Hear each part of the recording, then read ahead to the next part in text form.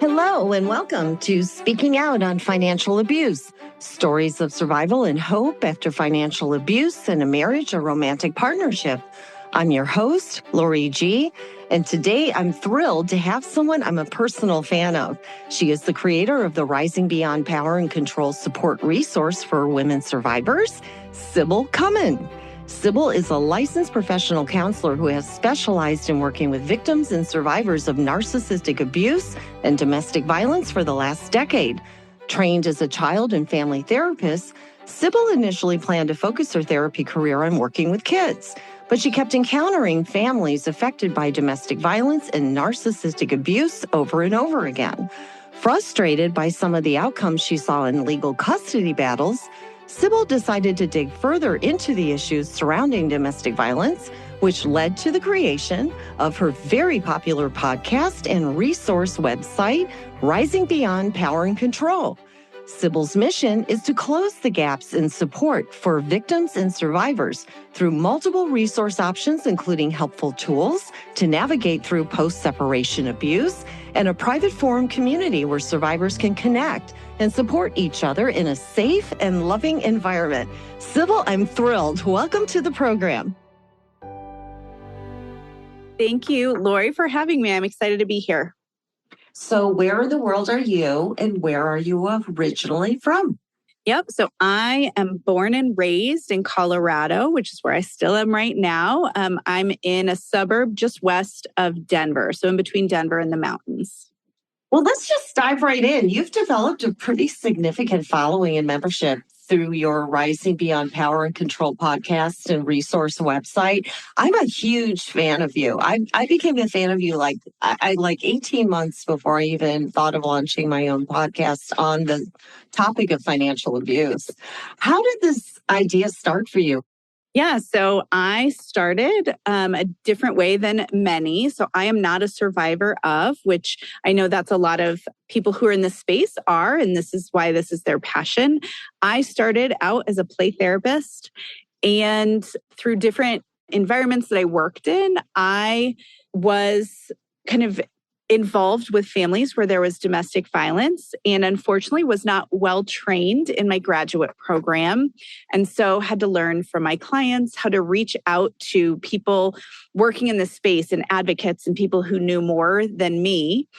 And what I really saw and noticed working with the families in my practice and from what I heard is there were just significant gaps in resources, specifically for families who share children.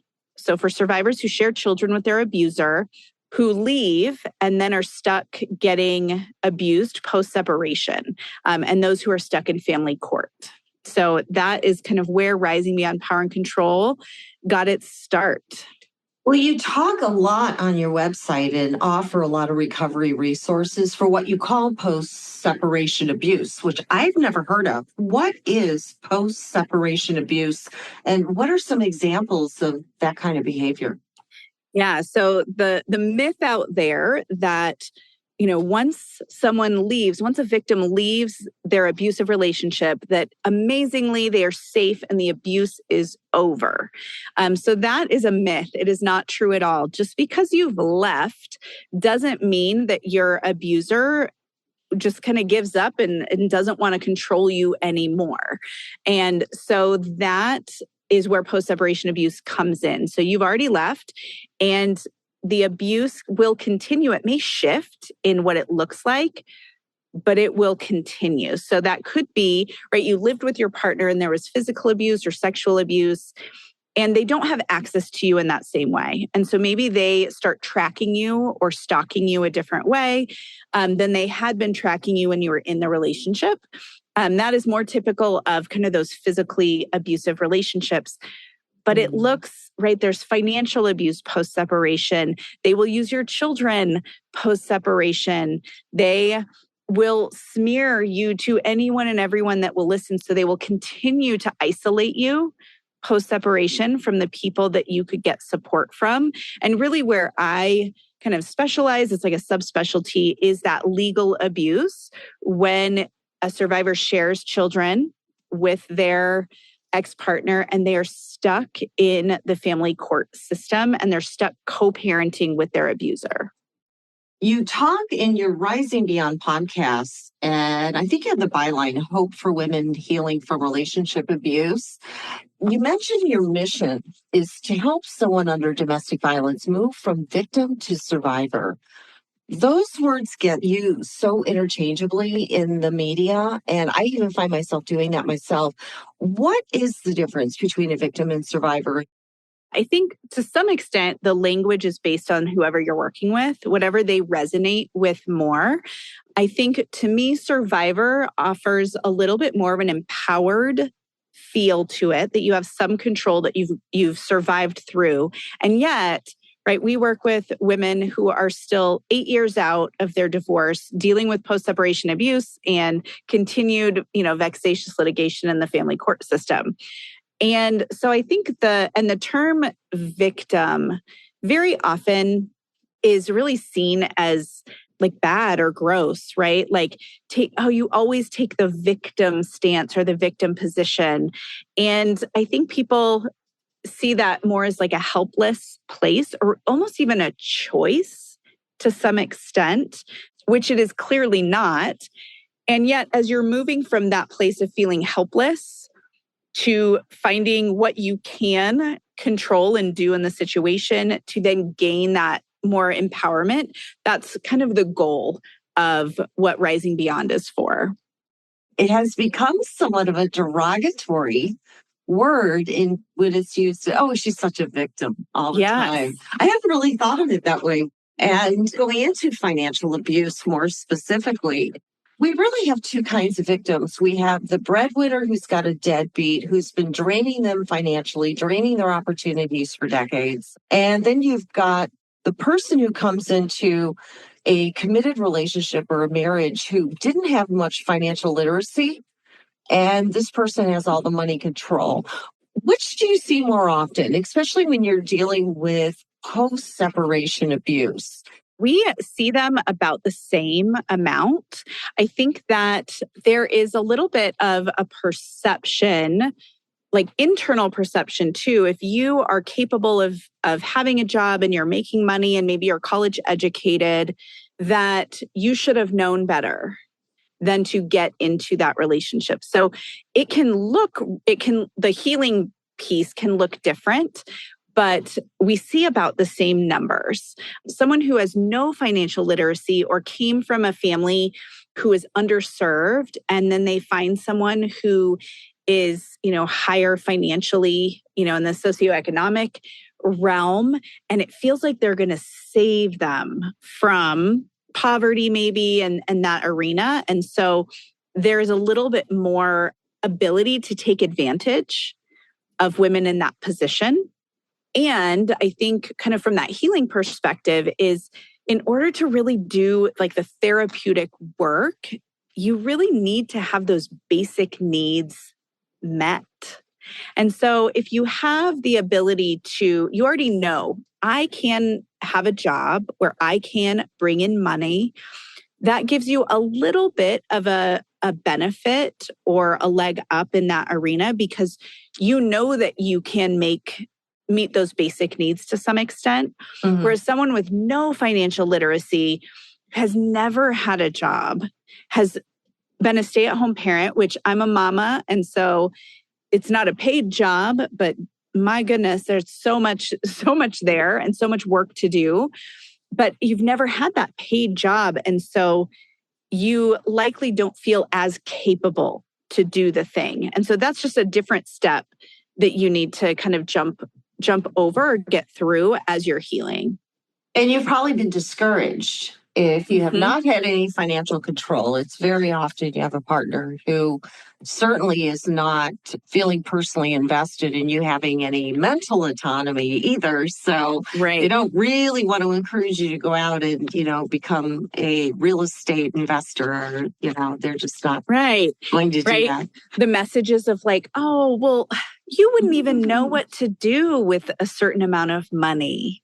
You're do that? You're so irresponsible with money. I mean, I can't even imagine you doing X, Y, and Z. And so, just those like consistent elements of verbal and psychological abuse that you've heard over and over, you will believe until you have evidence otherwise. And just criticizing what you wear, shaming you in front of the children kind of thing. Just these little things every single day. And they really can, that can become your worldview. And, say it enough, you'll believe it. So when somebody comes to you, I sign up, what do I do next?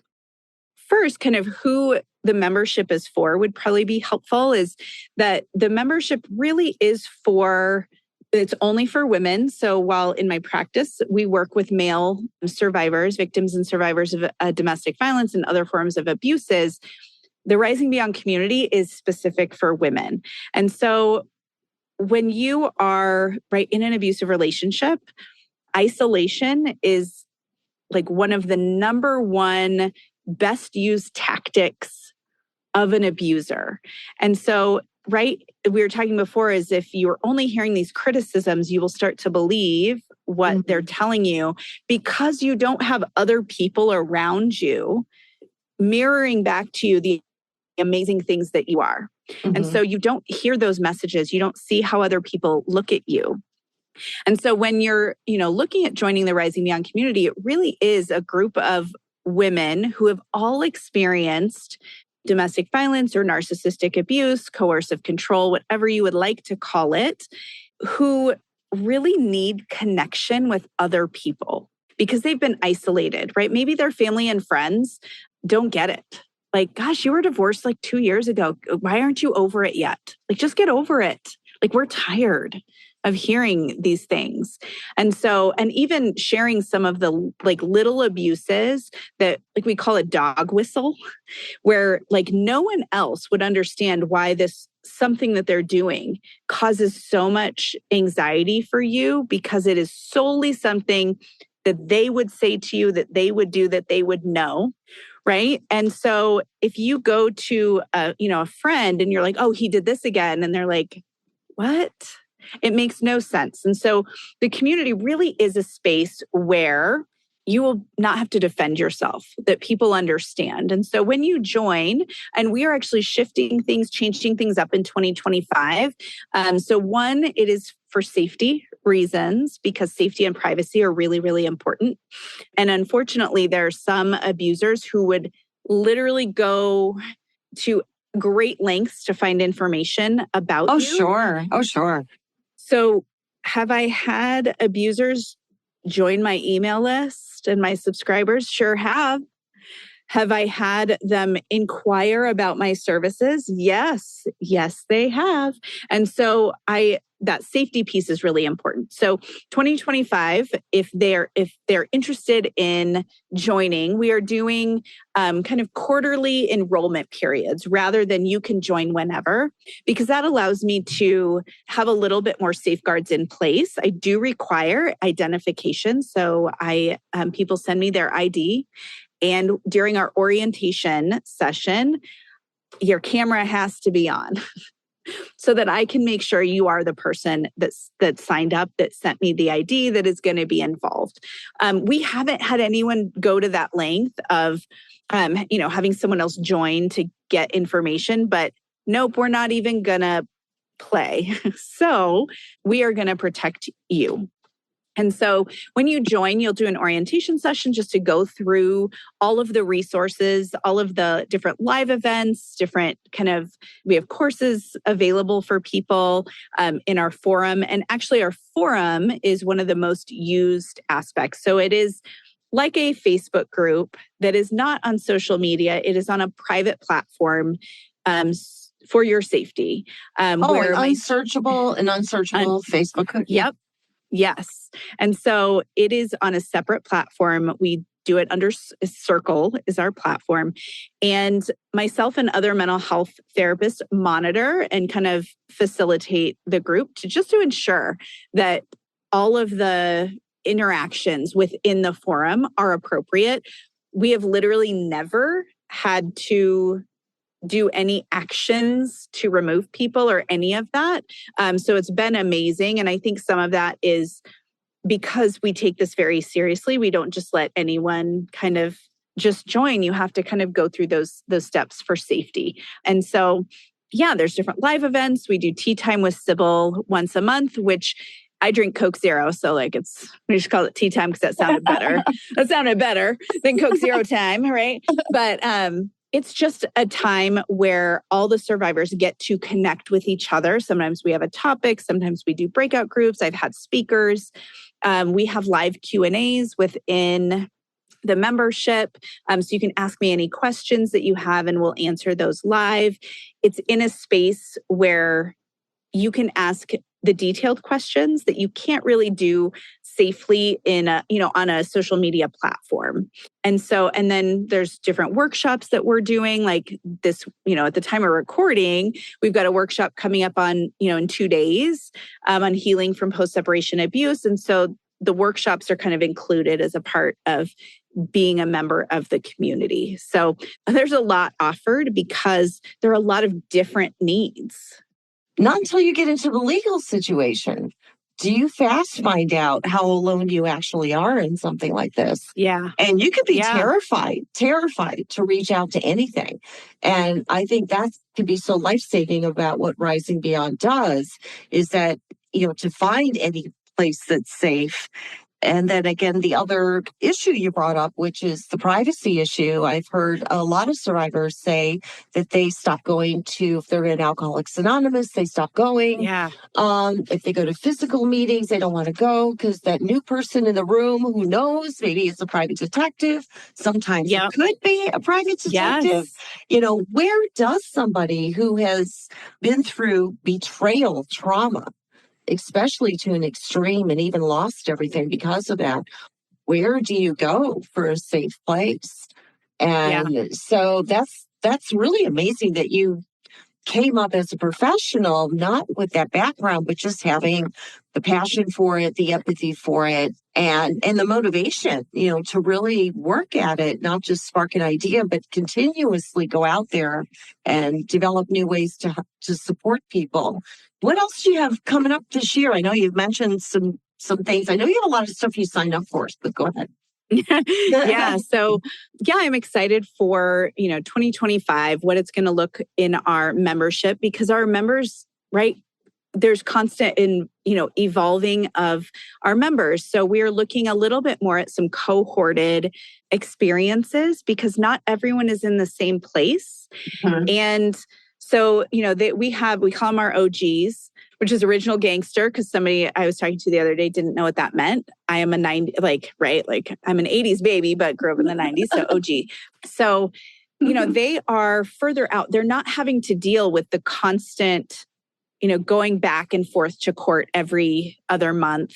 So they're dealing with different things. Like, how do you move from living, surviving each day to actually enjoying your life and moving forward, knowing that you still have to deal with some post-separation abuse, knowing you still share your kiddos with this person, but how can you move from that feel into actually living? Because those are two different spaces. So say you just left and you just finished your temporary orders hearing.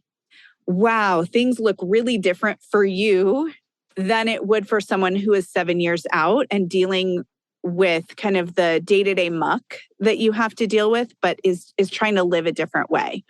And so we're doing more cohorted things. We are finding ways for survivors who are really kind of farther along in the healing process to support the newer members coming in. We have a peer support group that we offer as well, because it's not just about Sybil is the expert and is sharing. The goal is community and finding your people. Yeah, you need a village. Yes. And what we had talked about a little bit offline is the healing process for someone who does not have a safe kind of inner circle of support is astronomically longer than if you do have a safe support group around you, years faster. And I've seen this. I've been working with survivors for I don't know, 13 plus years now in a therapeutic capacity. And that is one of the most stark things that I can say about my clients is if you do not have a safe, group of support, it doesn't have to be, I have 20 people who feel safe to me, but a really strong, safe inner circle of support. If you don't have that, healing will take longer. Yeah, or forever. Mm-hmm. And unfortunately, because we learn to cope around, we learn to build around these kind of traumas. And then we just don't, you just become a recluse and don't recognize that that's what you're doing. Yeah, and trust is really hard. It is really hard after this person that you truly believed was your soulmate, your person, when you see that they are not.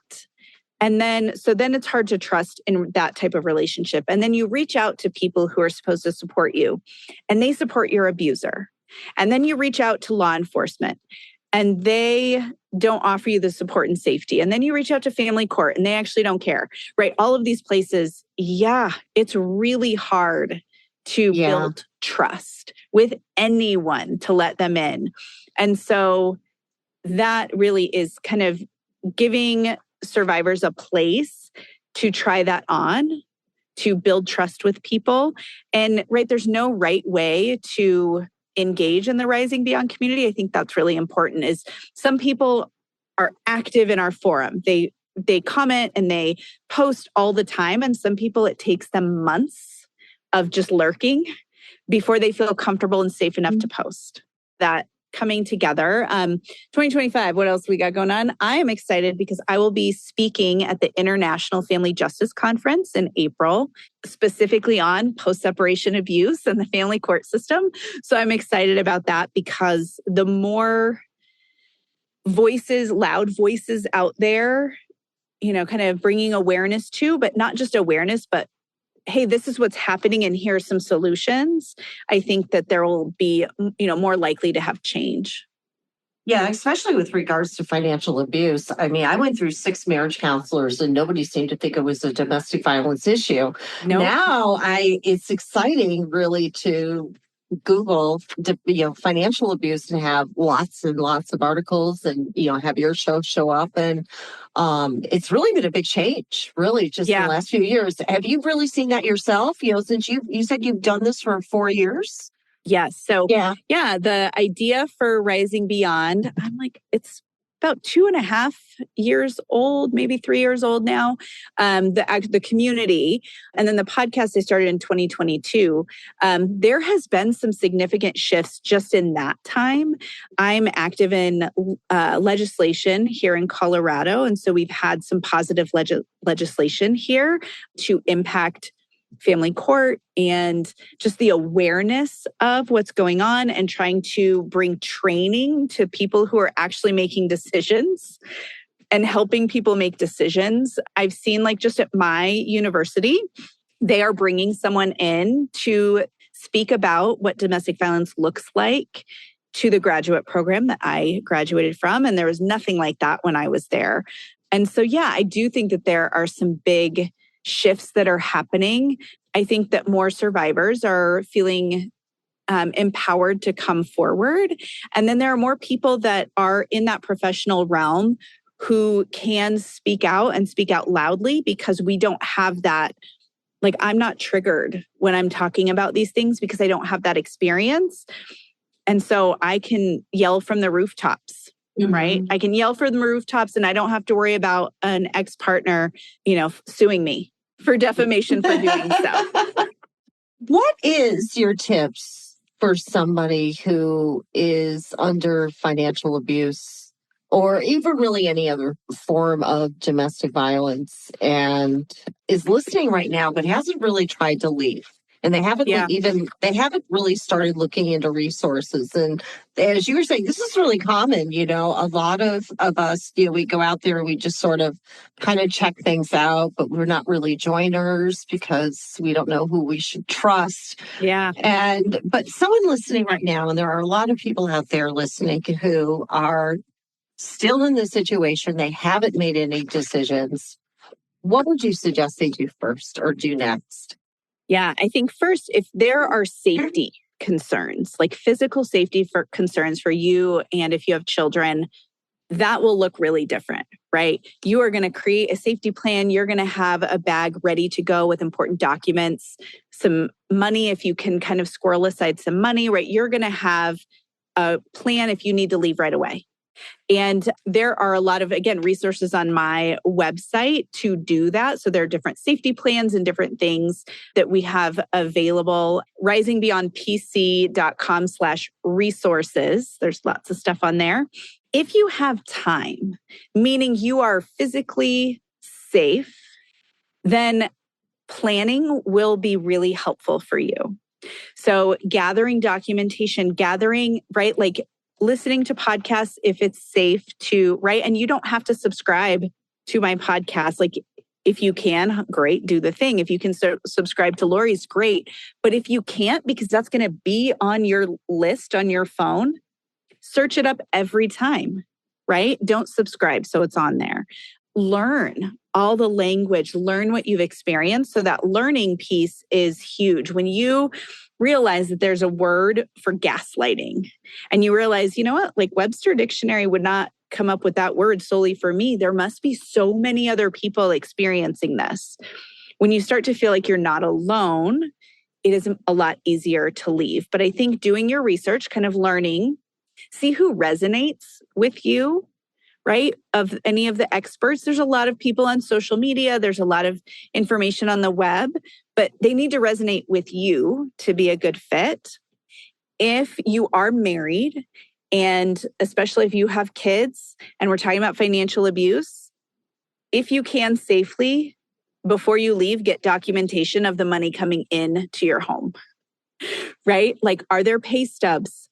Are there random envelopes of cash because everything's under the table, right? Do you have access to your taxes for the last 3 to 5 years? Those things, if you can get access to some of that information, if you can get all of the information for your banking, if you have joint accounts, if you can set up a separate account, right? Through a credit union, something small, planning will help you leave well, so that you don't go back. Because, right, on average, it takes people 7 times to leave an abusive relationship successfully. And valuables too. Anything, Yes. That they might not notice, like grandma's special ring, Yep. that they're going to either hawk or hide if they try to do something, and trying to, And so if you can plan and then start building a relationship with a safe person, maybe that's a therapist, maybe that is a support group, maybe that is reaching out to your local domestic violence agency to connect with an advocate. Maybe it is a safe family member or friend. Dip your toe in the water, right? As you start sharing, what is their response? Are they going to share with your partner? Are they saying things like, well, he's always been so nice, I can't even imagine? That might not be your person. That might not be your person, right? So finding someone to tell that is safe. What is your tip also for someone who is listening who is recently left, and I know this is totally your wheelhouse, but recently left the abusive partnership but doesn't know what to do next?